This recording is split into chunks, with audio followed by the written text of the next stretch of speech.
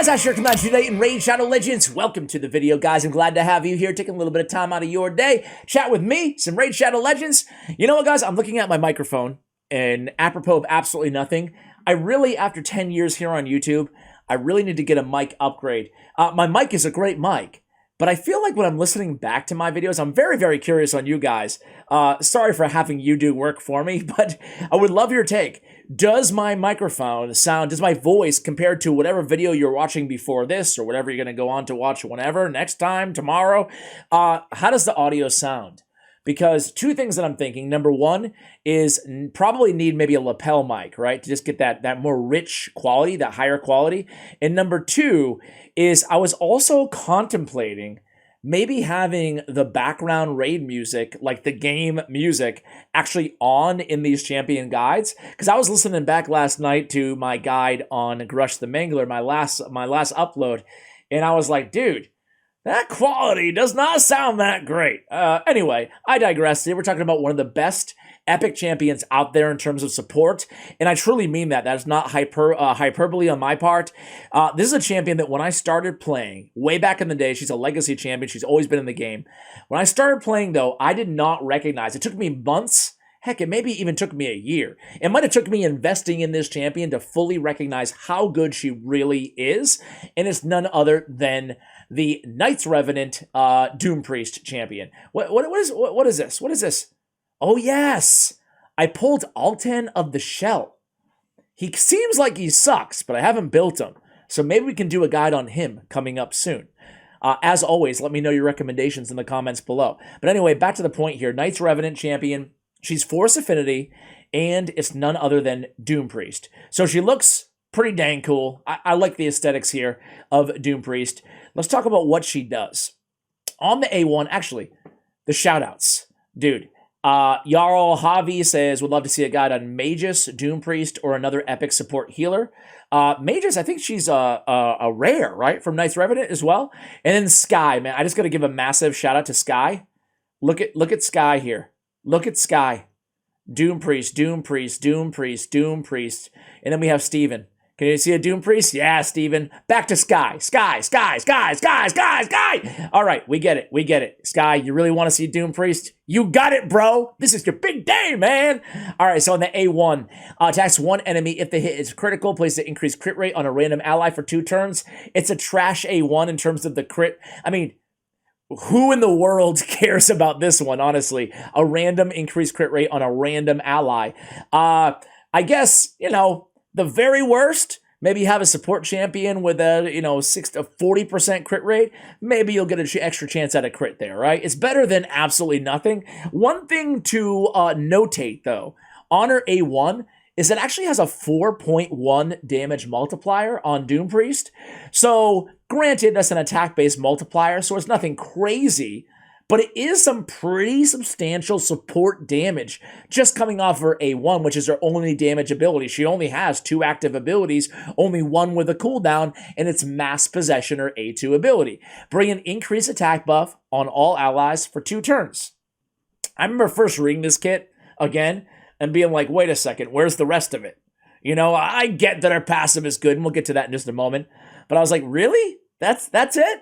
First of all, increased attack is great to have. This is one of those things that, like, obviously, intuitively, yeah, increased attack, it's a nice buff to have, whatever, right?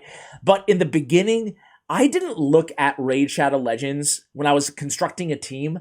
I didn't look at it as, these are the buffs I want for any given dungeon, right? Or debuffs, right? I looked at it as, here's a really good champion, there's a really good champion, there's a really good champion, let's stick them all together. I didn't actually check mark the buffs and the debuffs that would make things a lot easier, would help with my progression, would prevent my champions from dying. Sometimes that's defense through offense. And that brings me back to increased attack. Now, if especially in the arena, which isn't where you normally see Doompriest, but just as an example, if I'm going to run Baron team, a Leo team, it doesn't matter. Name your, any attack-based nuker who doesn't bring their own increased attack. I need an increased attack champion on that team alongside them. Usually it could be like an arbiter, right?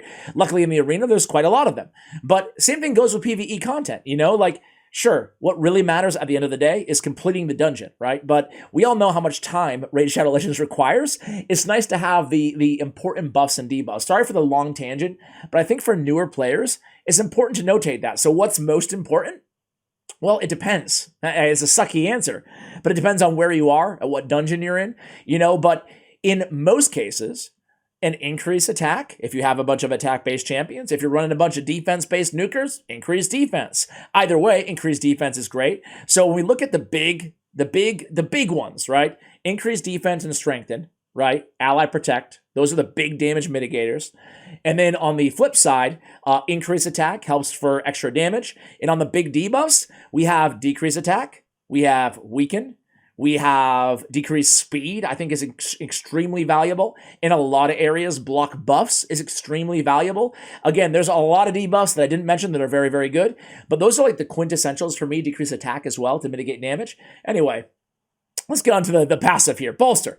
Heals all allies by 7.5% of their HP and removes one random debuff from them at the start of this champion's turn.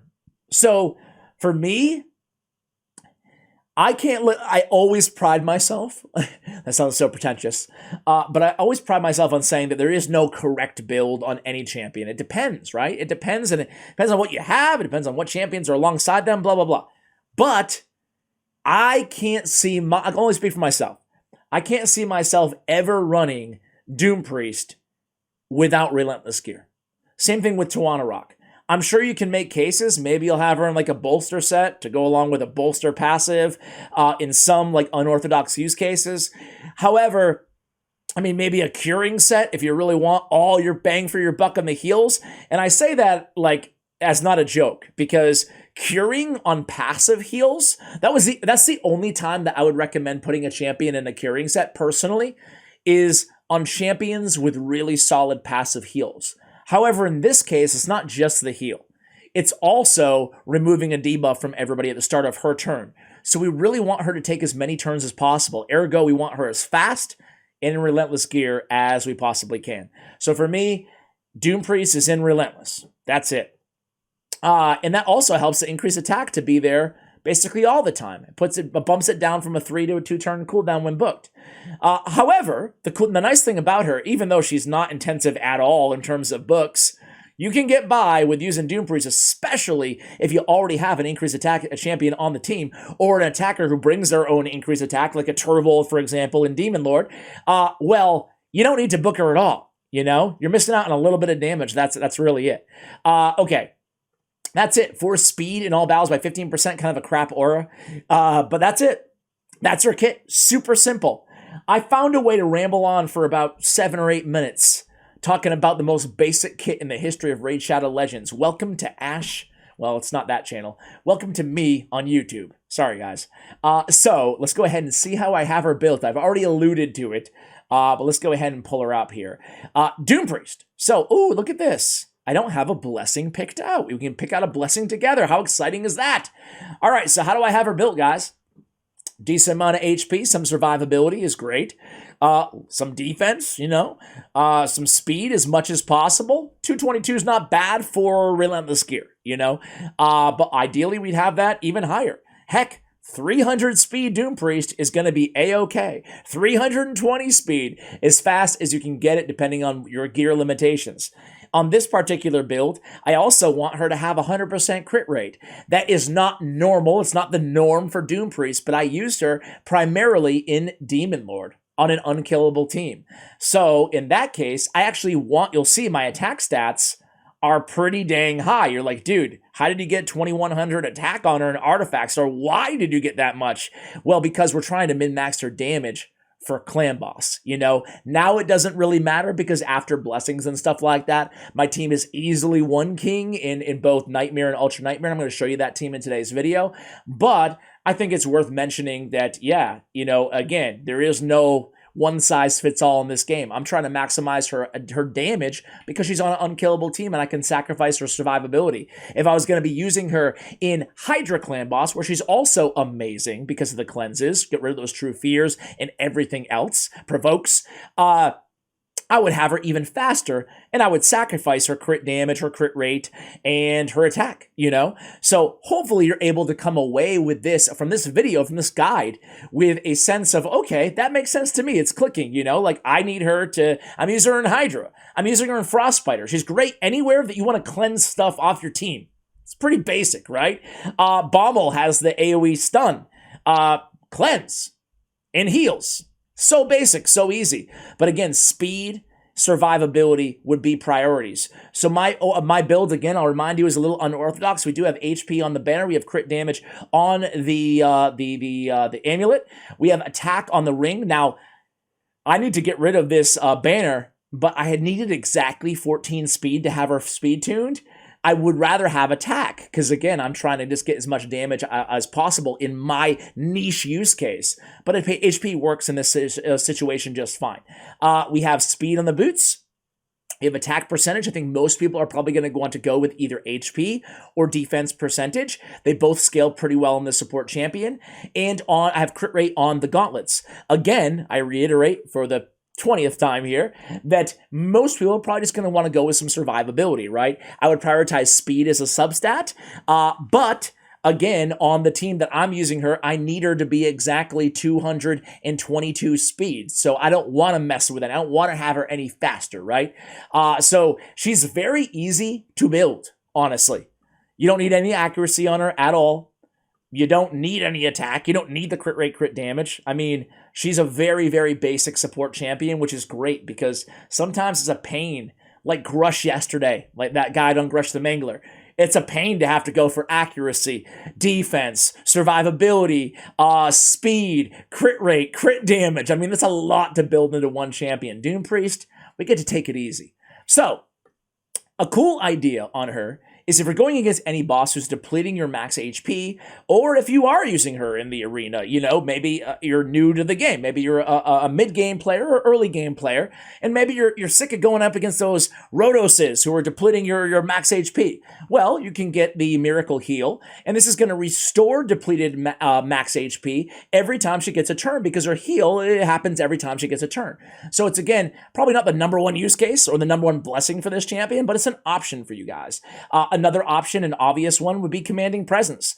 Sometimes on champions like this, where there is no super obvious choice, ergo like a non-damage dealer, sometimes it's a good idea to put your aura blessing on these champions, right? Because, well, I get some extra HP and I strengthen my team's aura. Sign me up. I can reserve my other more powerful damage-dealing blessings, or, you know, polymorph, stuff like that for my legendary champions, you know? All right. What I'm going to go with, though, is Phantom Touch. Because, again, I'm all about min-maxing your damage. But this is a super niche way to build her. But, you know, and I get extra 400 attack. That's actually great in terms of that damage. So her attack is now almost 4,000. That's pretty dang good, scaling from 980. So we're going to see what kind of damage she can do in today's video. Masteries. I went down the support tree, basically picking up the HP. And I'm picking up Lay on Hands, Healing Savior, Merciful Aid, all the healing masteries, right? Get more heals out of that passive, sign me up. Lasting Gifts to potentially extend the duration of that increased attack to 3 turns. That would be fantastic as well. And then I went down for Spirit Haste. I went down the offensive side of things as well. Again, just trying to get more damage against that clan boss, going down with War Master. I think that War Master is a great mastery for this champion. I also like the support tree for the reasons I've already outlined, going with the healing masteries. You could also make a strong case, especially if you don't care about damage, you just want the support on this champion, to still keep the support tree somewhat similar to this, right? Just come in there and go with all the healing masteries, but also go, if you wanted to build her with a little bit of resistance, go Defiant, come down Improve Parry, come down with, you know, Bloodthirst, come pick up Resurgent, go Delay Death, and then where would I go after that? I don't necessarily need Retribution on this champion, but again, if I'm trying to min-max a little bit of extra damage here, you could even argue on this build, in the way that I'm using her for Clan Boss, maybe I get rid of the support tree because I don't need the heals, although I do like that increased attack extension on Lasting Gifts. Maybe I should come down with Retribution on this build, right? The one thing to make sure, though, if you have her speed-tuned on a Clan Boss team where she's very, very popular, obviously, make sure you're not picking up any of the turn meter masteries, Doompriest because that can screw up your entire speed tuning of your entire team. All right. Let's go ahead and show you the Clan Boss team on this champion, right? I think I've covered everything. Relentless set, and yeah, that's basically it. That's the build. That's Doompriest. All right, let's go. I just did a shard opening video for the other channel, which will be live maybe tomorrow, and that's going to be one. That's going to be an interesting one. 10 times Taurus. All right, so Demon Lord. I've shared this team before when I did a Warcaster guide here on the channel, guys, and as I get into things, I'm going to do the lore. There is lore on this champion as well. As you know here on the channel, if you haven't watched a bunch of my guides, if there's lore available for a champion, official Plarium lore, I always read it towards the end of every single guide. So just a heads up if you're into that kind of thing. I imagine that not many of you guys are, but some may. So here we go. This is the team. I'm going to go ahead, in case you have these champions, I'm going to go ahead and show you the speed tunes in the AI setup as well on this team. It's a Helicath Unkillable team. Dracomorph, you probably see him. He's +4 empowered. He's fully awakened, and that might immediately turn you off. The good thing is Dracomorph is the only champion on this team who is 100% fill-inable. Optional is the word. 100% fill-inable. Okay, optional on this team. All it is a DPS with his speed, right? Now, he is bringing decreased defense, but you could use like a Gintoro in that role as well. And we have Weaken on Helicath. Anyway, let's go ahead and take a look at the team really quickly here. So, we have Helicath at 247 speed. He's opening up with his A1 and not using his A2. We have Warcaster not using his A2 at 265 speed.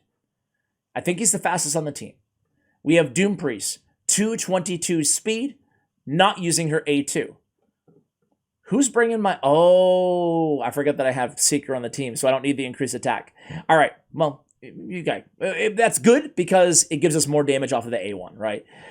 Seeker is going to be opening with his A1. He still obviously will be using his A2, and he's at 251 speed. We already saw Doompriest, 222. And then we have Dracomorph. Dracomorph, I had to go in there and go first choice on Baleful Eye, otherwise he won't use the ability. If you have Helicath and Dracomorph on the same team, guys, Dracomorph just won't use Baleful Eye. It's nuts, because he figures that Helicath has the Weaken on lockdown, and there's no need to go with the debuff ability. So make sure you come in there and prioritize or put it as, always use. The DPS is going to be at 247. So again, 247, 251, well, you guys saw everything. Let's go ahead and jump into it here. And as we do, the beautiful thing is what is Doompriest doing on this team? She's doing damage, and she's cleansing, she's taking care of the stuns, man. She's cleansing away those stuns every time she takes a turn, and it's allowing the rest of the team, obviously, to stay alive, right? It's allowing everything to go smoothly, right? So let me go ahead and go into the lore on this champion, guys. Man, oh man, where did I put you, lore? Here we go. Doompriest. Let's go ahead and size it appropriately. There she is. Oh my god, it's the shortest lore I've ever done. Doompriest is a missionary of the Knights Revenant death cult. Her faith is strong, as is her command of the dark magic of Caliph. Like all priests, she dedicates much of her life to worship. But she derives her power not from prayer, but from the dark ritual and sacrifice. A lovely young girl when she first joined the cult, she now covers her face with a mask to ensure the docility of her victims. With each innocent soul sacrificed, her own bore the taint of her deepening evil and corruption.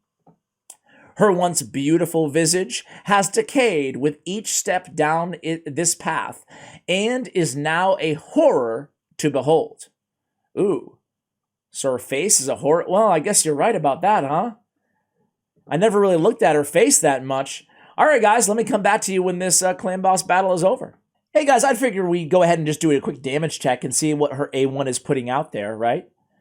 So 109K? Not too bad, right? Not too bad at all. But 117K. 100K. So both her and Warcaster, actually like all of these champions, are putting out some pretty dang decent numbers. Keep in mind, she's Force Affinity going into Magic Affinity. If you guys want an updated Affinity guide, by the way, I put out a video on that, all the ways that Affinity matters on my main channel. A lot of positive responses to that, so feel free to check that out. That was a couple days ago on Ash Raid Shadow Legends channel. But again, the damage isn't bad at all here, right? Let's come in again. Now, if you have a Man-Eater unkillable team, right, you wouldn't need a Doompriest necessarily because there are no stuns because of the block debuffs that are up all the time on a Man-Eater unkillable comp.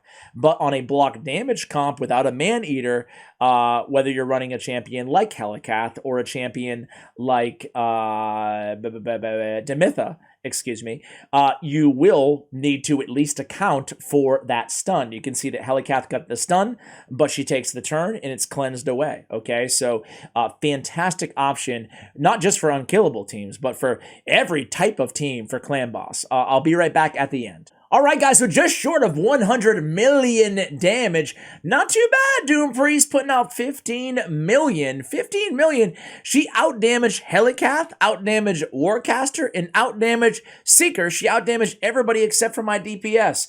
So listen, guys, wherever you need a cleanser, look no further than Doompriest. As a matter of fact, wherever you need a cleanser and a healer to bring to your team with the increased attack buff, look no further than Doompriest, one of my favorite epic champions who I truly appreciate now. Just took me a while. Guys, thanks so much for watching, and as always, take care, guys.